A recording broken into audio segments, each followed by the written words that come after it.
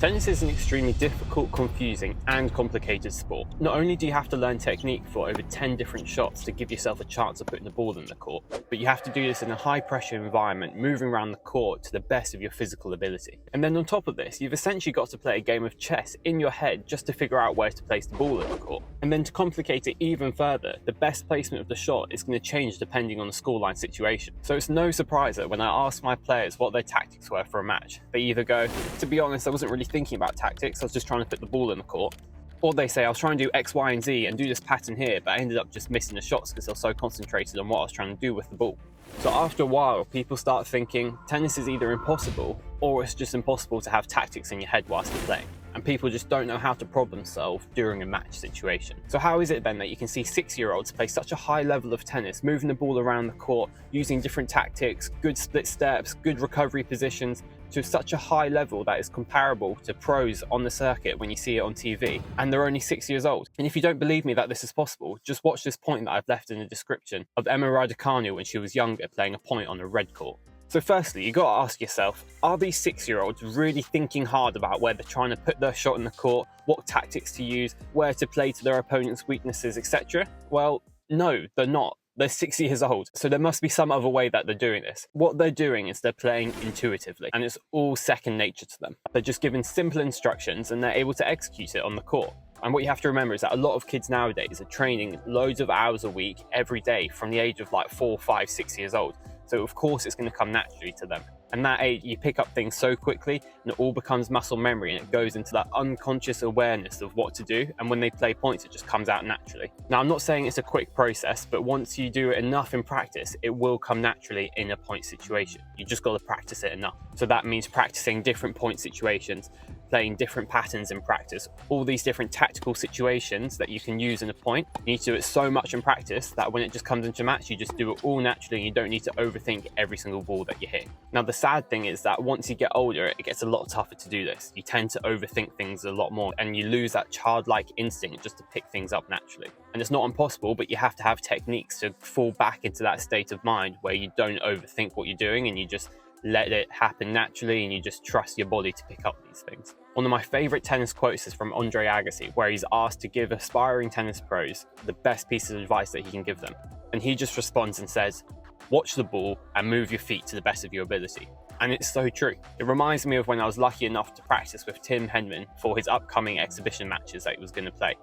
And he told me this really good tip, and it was that at the start of a match when you're feeling a bit nervous, the best thing you can do is just hit the ball cross court, because you've done that all day, every day for years. You feel comfortable doing it and you know you're going to make that ball in the court. And he just literally just keep hitting the ball cross court until he felt comfortable in the match, and then he could let his body do what he would normally do just naturally.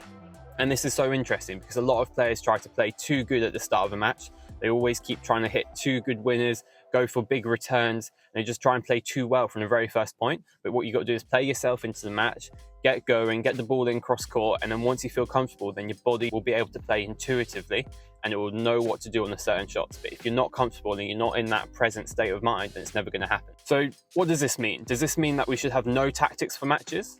Of course not. You need to have that balance between thinking and not thinking. You need to have thoughtless concentration on the ball and be within that present moment at the same time. This way, you'll be able to be aware of what's happening in the match, not get distracted, and be able to make small adjustments to help you play better in future games. So how do we do this? Well, I've made a plan that works for me and it works for some of the players that I coach. So make sure you stick to the end of the video so you can hear all of the steps in the process. And then at the end, you can go out and give it a go in your next match and see if it works well for you. Okay, so first off, you need to have a simple plan for your match. And it's really important that you don't overcomplicate things here. We're going to break this down into 3 parts. You're going to have a little serve plan, a return plan, and a rally plan. For your serve and return plan, you want to keep it as simple as possible and go with what you're most comfortable with. So pick your favorite serves and pick your favorite places to return. And you can, if you want, plan the ball after that serve, but know that you're not going to be able to guess where that ball's coming back every time. Just have it in your head that if the ball comes back in this certain slot, let's say you hit a first serve out wide and it comes back in the middle section, then you're going to use your forehand and go into space, for example. So a little plan for the first shot or the first 2 shots of each rally so you're comfortable and you know what you're doing. And then for returns, it could literally just be as simple as I want to aim middle on first serve returns, and then for second serve returns, I just want to go cross court on it. Now for the rally plan, the purpose of this is just to get comfortable within the match, as we said before, and just get going so that we can be able to relax our body and just play more intuitively as the match goes along. So this could be as simple as Henman used to say, and that's just going cross court. Or you could do something slightly more complicated where it could be go cross court if it's over the service line. If it's inside the service line, you could go line or cross court. Whatever works for you. A lot of people like to play to the backhand, hit as many balls as you can into there. These are 3 simple tactics that you can execute from the first point of the rally, and you know that you're going to make most of these balls because you've done it over and over again and you're not overcomplicating things. Now, it's really important whilst we're doing this that we have a between point routine to keep us focused on the present moment, because it's important to remember that you play your best tennis when you're focused on the here and now and you don't have 1,000 thoughts going through your head whilst you're playing. Now, the between point routine that I like to use is one that I've developed over time and the one that I teach to most of the players I'm coaching, and that's accept, analyze, and reset. During that accept stage, it's literally just accepting what happened in the previous point, knowing what your emotion is. You might show a positive emotion, try to not show those negative emotions, but accept that feeling, don't ignore it, and then let it go. Note it in your head and then just push it to the side and focus on the next stage, which is the analyzing stage. In the analyzing stage, what you're going to do is just envision in your head what you could have done a little bit better in that previous point. For example, you might have gone for a winner down the line with your forehand and you hit it in the net. So what you could do is, without words, just think in your head, visualize what shot you could have hit better. That could be shape going cross court deep, not trying to hit it so hard and just do more of a rally ball. And then it takes 1 second in your head where you can visualize it quickly. You're not overthinking, you don't have loads of thoughts running through your head, and then you can quickly move on to the reset stage. Now, in this reset stage, this is where you're going to get ready for the next point, and you're going to focus on sensations and stuff to bring you back into that present moment. So that could be focusing on your breath, conscious breathing that Djokovic talks about all the time. That could be focusing on feeling, so the feeling of your grip, moving your strings around. And it's just really important that you have your focus on a single point, so that's where all your attention is. If a thought comes into your head, don't dwell on it, note that it's there, and then just let it go and bring yourself back into the present moment again. The worst thing you can do is just keep on thinking about all those thoughts coming in or trying to block them completely. Let it in and then let it go and bring yourself back to that single point that you're thinking about. Now, what's so important about this stage here is that you are doing that balancing act between being in that present moment, but also being aware of what's happening around you. You're not ignoring what's happening on the court because you're doing that quick visualization to see what you could have done better. So you're having that awareness. It's not to the forefront of your mind, but it's still there. And then you can come back to that later. And you're going to use that awareness to do proper analyzing at the change of ends. Okay, so now we're at a point where we can actually think about tactics within the match.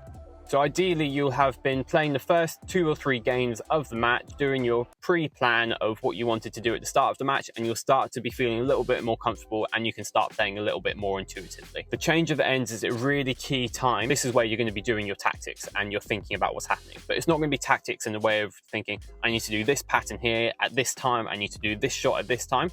We're going to break it down so that we can have an objective mind and really see what's happening around us. So we're going to ask ourselves 2 questions. The first question is going to be, who is winning more points? And the second question is going to be, how are we winning our points and how are we losing our points? And what I want you to answer this question with is, are you making unforced errors? Are you making forced errors and winners? Is your opponent doing forced errors and winners to you? Or is your opponent making unforced errors? If you think about it with an error frame of mind, then you're going to be objective possible and you're going to be able to make adjustments to your game a lot easier than just feeling. So I'm going to give you a couple examples so you can really see how it works. So you might realize that you're losing more points. You've lost the first couple games or something. And then you can ask yourself, okay, how have I lost these points? Maybe it's that you've made too many unforced errors. I've got the understanding that you've made the unforced errors and now you need to make a change for that. You've got to think, okay, am I hitting it too flat? Where am I making my errors? Okay, maybe for the next 2 games, I play with a little bit more shape and spin. You do that for the next 2 games and you get the same answer and you think, okay, I'm still making unforced errors. Is it because I'm not getting a good contact point? Okay, I need to adjust my feet. Maybe it's as simple as I need to up my footwork intensity a little bit more. Or another example might be your opponent's winning a lot more points than you, but they're winning them through winners and forced errors. And you're trying to get the ball in the court, you're being quite consistent, but they're hitting you off the court. And so from that observation and asking those 2 questions, you can figure out some things that you could do a bit differently. One adjustment you might make is you're going to try and hit through the ball a bit more in the next few games and just let loose a little bit and try and get a bit more depth on it. And then at the next 2 games, when you ask yourself the same questions and the same thing's still happening, then you can think about it in a different way, thinking, okay, that didn't work. They're still controlling a lot more points. What else is a reason for that? And then you might think, oh, I haven't made that many first serves. Maybe the fact that I haven't made many first serves means that my opponent's controlling a lot more points because I'm giving them a second serve most points. And then from that, instead of making an adjustment to your game and thinking that you need to attack more into the backhand or do this pattern here, all you really need to change is maybe getting a little bit of a better ball toss. And then if you get a better ball toss, you'll get a higher first serve percentage. And then from there, naturally, you're going to be controlling more points. It's not always changing things in a tactical way with loads of different patterns and trying to go one short, one deep here. It could be literally just as simple as I need to fix my ball toss on my first serve, catch a few more and throw it up in the right place. First serve percentage goes up, you get more short balls, you start controlling more points, you win more points. Could be as simple as that in some instances. So what you can see here is that your tactics and adjustments that you make during a match are not complicated patterns of play. These patterns of play should be learned through repetition within training, different point situations, where you're doing defense and attacking drills. All these different things should be learned so that it's automatic when you're playing a match. And then all you need to think tactically during a match is asking these couple questions so that you can have a better awareness of what's happening and you can make small adjustments that way. The real key for being good at tactics during a match is having a really good awareness of what's happening around you. And you get that by having a balance between not thinking and being present within the moment, but also being aware of what's happening around you. And by having a really solid between point routine, you're going to have that awareness and be in the present moment at the same time. And then from there, you can start doing proper analysing of what's happening at the change of ends when you have a little bit more time to reflect on what's actually happened within those points. But you're not going to have that unless you have that awareness between points by doing that between point routine and that analysing phase in the between point routine. So if you're able to do this successfully, you'll find that you're playing way more intelligently, but still being within the present moment. And for me, that's what it really means to have good tactics within a match. So to summarise, what you really should take away from this video is 1, have a really good pre-plan for your match. Know what you're going to do in your first few games. Don't make it complicated. Make it as simple as possible so that you can play yourself into the match and start feeling comfortable after the first couple games. Number 2 is really lock down your between point routine. So accept, analyze, and reset. Make sure you're doing this well and make sure you practice it over a long period of time. And number 3, the most important for developing tactics within a match is asking yourself those 2 really simple questions. Who's winning more points? And how am I winning and losing my points? And then from there, you'll find that you can objectively make better adjustments to your game real time at the change of ends and implement them for the next 2 games that you're going to play. So that's my thoughts on what tactics are within a match. Let me know if you try it out, try this process. Let me know if it works, what you like about it, what you don't like about it. If you think there's any better ways to think about tactics within a match, discuss it in the comments. I'd love to hear what you think. If you found this useful, hit the subscribe button and I hope to see you in the next video. Thanks for watching.